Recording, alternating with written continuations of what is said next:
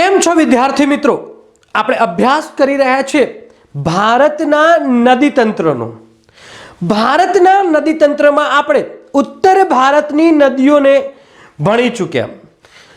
દક્ષિણ ભારતની નદીઓમાં પણ બંગાળાની ખાડીમાં વિલીન થતી નદીઓમાં મહાનદીનો અભ્યાસ કરી ચૂક્યા. ગોદાવરી નદીનો અભ્યાસ કરી ચૂક્યા.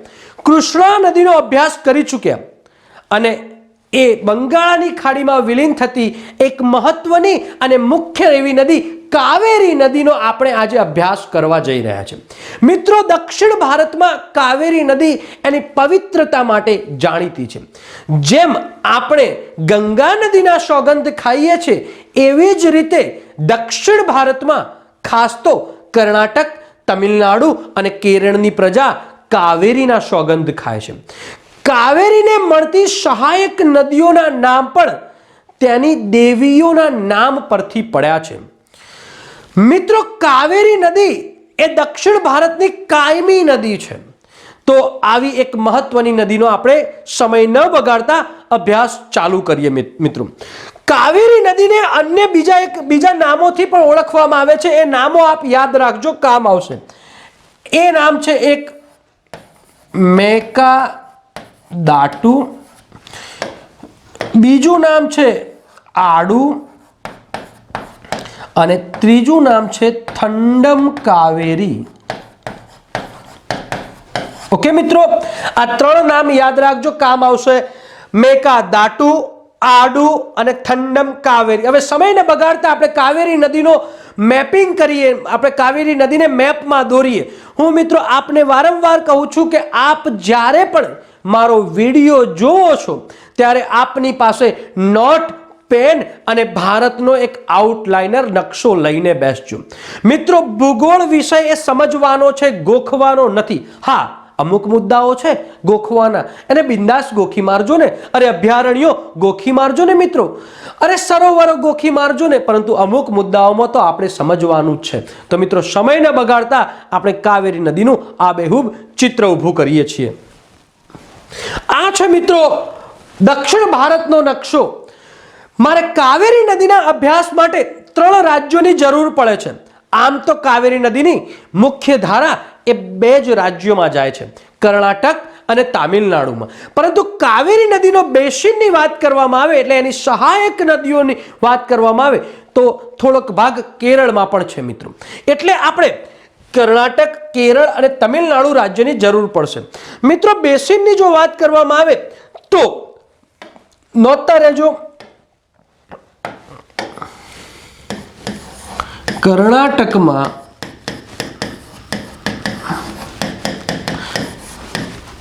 એ 41% જેટલો ભાગ રોકે છે. બીજું છે તમિલનાડુમાં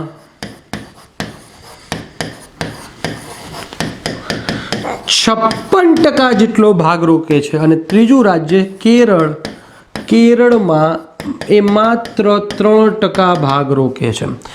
મિત્રો, હવે આપણે કાવેરી નદીને મેપિંગમાં સમજી લઈએ. મિત્રો, કાવેરી નદીનો ઉદ્ગમ એ કર્ણાટક રાજ્યમાં થાય છે. કર્ણાટક રાજ્યમાં જે જગ્યાએ ઉદ્ગમ થાય છે એ જગ્યાને તાલ કાવેરી તરીકે ઓળખવામાં આવે છે. કઈ જગ્યા? તાલ કાવેરી. હવે આ જગ્યાનું સ્થાન જોઈ લઈએ તો મિત્રો,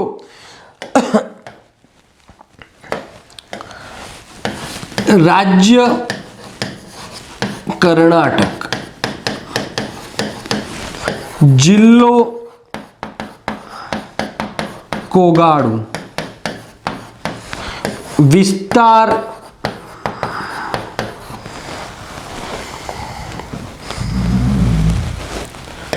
પશ્ચિમ ઘાટ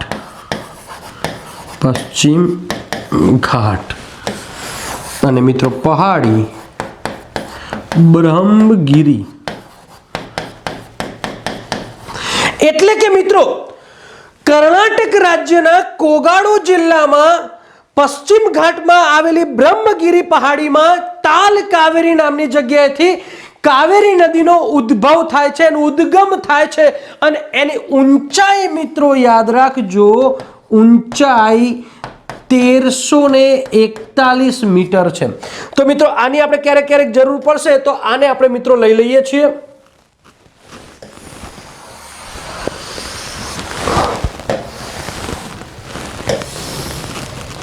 ઓકે, હવે મિત્રો આપણે આપણા કામમાં લાગી જઈએ કાવેરી નદીનું ચિત્ર દોરવામાં। મિત્રો કાવેરી નદીનો અહીંથી ઉદ્ગમ થયા પછી કાવેરી નદીનો મુખ્ય પ્રવાહ તો મેં આપને કહ્યું એ પ્રમાણે મિત્રો બે રાજ્યમાં જ છે। કયા? કર્ણાટક અને તમિલનાડુમાં। હવે મિત્રો કાવેરી નદી એ કુલ લંબાઈની 800 કિમી છે। કુલ લંબાઈ 800 કિમી। મિત્રો આ નદી મેં આપને કહ્યું એ પ્રમાણે કાયમી નદી છે, એટલે મિત્રો આ નદીના વિસ્તારને યાદ રાખજો।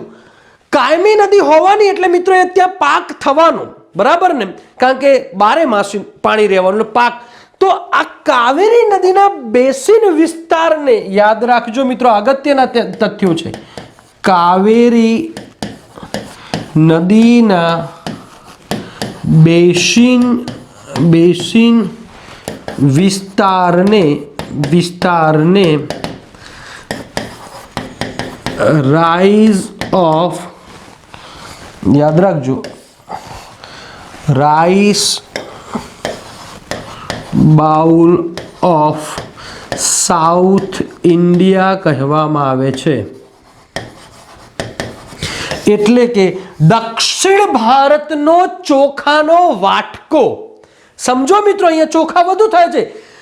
Rice bowl of South India એ કઈ નદીના બેસિનને કહેવામાં આવે છે? તો કાવેરી નદીના બેસિનને rice bowl of South India તરીકે ઓળખવામાં આવે છે। મિત્રો આગળ વધીએ છીએ।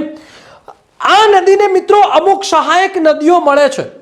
સહાયક નદીઓનો અભ્યાસ આપણે બે રીતે સમજી શકીએ છીએ, એક ઉત્તરથી મળતી સહાયક નદીઓ અને એક દક્ષિણથી મળતી સહાયક નદીઓ। એને બીજી રીતે કહેવું હોય તો ડાબી બાજુથી મળતી સહાયક નદીઓ અને જમણી બાજુથી મળતી સહાયક નદીઓ। તો મિત્રો આપ પણ મારી સાથે નકશામાં સહાયક નદીઓ દોરતા જજો, બરાબર ને? તો સ્ટાર્ટ કરીએ છીએ કાવેરી નદીની સહાયક નદીઓની। આ દક્ષિણ ભારતમાં જ્યારે નદીનો અંત થાય છે તો એ વિભાગને એ કિનારાને, તમિલનાડુના કિનારાને કોરોમંડલ કહેવામાં આવે છે। કોરોમંડલ। એક વખત ડીવાયએસઓની પરીક્ષામાં પ્રશ્ન પૂછાયો હતો કે કાવેરી નદીનો અંત ક્યાં થાય છે? તો કોરોમંડલે થાય છે। અને મિત્રો કાવેરી નદીનો જે ડેલ્ટા છે, જે ડેલ્ટા કાવેરી નદી બનાવે છે, અને એ ડેલ્ટાને મિત્રો ગાર્ડન ઓફ સાઉથ કહેવામાં આવે છે। તાંજોર આવેલું છે, તાંજોર, અને ત્યાં બગીચો કહેવામાં આવે છે, બરાબર ને? ગાર્ડન ઓફ સાઉથ એ કાવેરી નદીના ડેલ્ટાને કહેવામાં આવે છે। તો મિત્રો આ કાવેરી નદીની એક મહત્વની વિશેષતા હતી। બીજી એક મહત્વની વિશેષતા, અને એ છે મિત્રો તમિલનાડુ રાજ્યમાં। તમિલનાડુ રાજ્યમાં એક, યાદ રાખજો, સ્ટેનલેન સાગર બને છે, તળાવ આવેલું છે, બરાબર, સરોવર, સ્ટેનલેન સાગર। ઓકે, તો મિત્રો આ હતી આપણી કાવેરી। કાવેરી આપની પરીક્ષા માટે બહુ અગત્યની છે, કારણ કે આ નદીના પાણીના ઉપયોગની બાબતમાં વિવાદ ચાલે છે। 2018માં મિત્રો મોટો વિવાદ થયો હતો, બરાબર ને? ઓકે, તો મિત્રો એ વિવાદના કારણે ક્યારેક ક્યારેક પરીક્ષકોના નજરમાં આવે છે આ નદી। આ નદી સહાયક નદી છે નંગા નીતિ। મિત્રો અમરાવતી નદી બહુ જ ગંદી થઈ ચૂકી છે મિત્રો। એટલે જો કોઈ પૂછે કે કાવેરી નદીને મળતી સહાયક નદીઓમાં સૌથી ગંદકીયુક્ત નદી કઈ, તો અમરાવતી નદી એ સૌથી ગંદકીયુક્ત નદી છે। મિત્રો જ્યારે આપણે ભારતમાં મે જૂનમાં ચોમાસું આવે છે મિત્રો, તો એ સમય દરમિયાન જ્યારે ચોમાસું આવે છે ત્યારે મિત્રો પશ્ચિમ ઘાટને અથડાય છે ત્યારે મિત્રો એ વરસાદ પડે છે તો કર્ણાટકમાં એ વરસાદ આવે છે અને એ કાવેરી નદીને એમાં ફાયદો થાય છે. બટ જ્યારે પાછા ફરતા મોસમી પવનોની ઋતુ આવે છે ત્યારે એ પવનો મિત્રો રિટર્ન થતા હોય છે ત્યારે બે ઓફ બંગાળાની ખાડીમાંથી થોડું મોઇશ્ચર લઈ અને તમિલનાડુમાં આવે છે ત્યારે મિત્રો વરસાદ પડે છે. એટલે કે ભારતનો આવતો વરસાદ પણ મેળવે છે અને ભારતનો જતો વરસાદ પણ કાવેરી નદી મેળવે છે. મિત્રો એટલા માટે જ કાવેરી નદી એ કાયમી નદી છે. તો ખાસ આ મહત્વની અને અગત્યના ડેટા હતા.